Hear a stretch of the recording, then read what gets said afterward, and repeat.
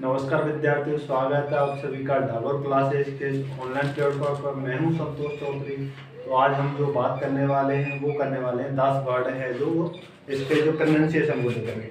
आपको अक्सर कंफ्यूजन रहता है कि दा का प्रोनाउंसिएशन दा कब बोलता है, दी कब बोलता है और बड़ी दी वाला कब बोलता है और दा कौन से फॉर्म में बोलता है। इस कंफ्यूजन को दूर करने के लिए आज ये वीडियो है। तो आप इस वीडियो को पूरी ध्यान से देखिएगा और अगर कोई डाउट बचे तो कमेंट सेक्शन में जरूर कमेंट करिएगा, ठीक है। सबसे पहले दा का जो उच्चारण होता है THE, इसका जो उच्चारण होता है वो होता है 4 टाइप से। कितने टाइप से? 4 टाइप से। तो सबसे पहले बोलते हैं दा, ओनली दा। इसका जो प्रोनाउंसिएशन दा कब बोलता है? अगर दा इस वर्ड के बाद में कॉन्सोनेंट साउंड यानी कि व्यंजन ध्वनि आ रही है, यदि THE के बाद कोई व्यंजन वर्ड लगे यानी कि व्यंजन शब्द लगा, उसका जो उच्चारण कर रहे तो वो व्यंजन ध्वनि में आ रहा है, तब क्या आएगा? इस क्या होता है। तो जैसे बैट है, बैट का प्रोनाउंसिएशन क्या होता है? ये होता है। बै क्या है? व्यंजन है। क्या है? व्यंजन। इससे पहले अगर दा लगाएंगे तो क्या बोलेगा? दा, ओनली दा बोलेगा। क्या बोलेगा? दा। क्योंकि इसके बाद जो वर्ड आ रहा है उसका जो उच्चारण कर रहे हैं ना, उसका जो उच्चारण करने के बाद में कौन सी ध्वनि प्राप्त हो रही है? व्यंजन ध्वनि प्राप्त हो रही है। कौन सी ध्वनि प्राप्त हो रही है? व्यंजन ध्वनि।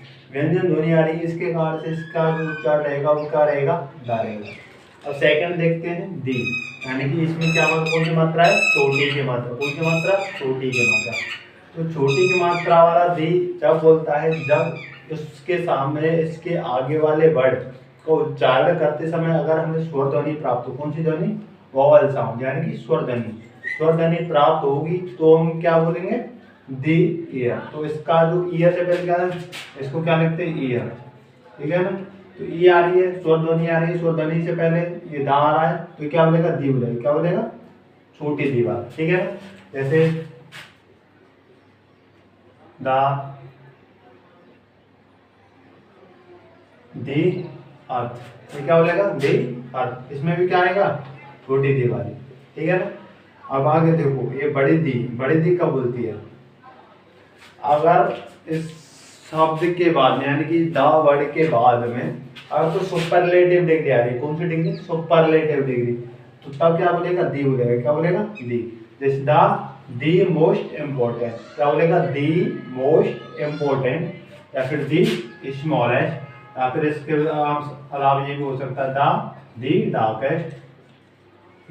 इसके अलावा बहुत सारे एग्जाम्पल्स हो सकते हैं। तो आप एक बार कमेंट सेक्शन में सभी का इसका उच्चारण करने वाले सब वर्ड लिखिएगा, इसका उच्चारण करने वाले, इसका उच्चारण करने वाले और दा।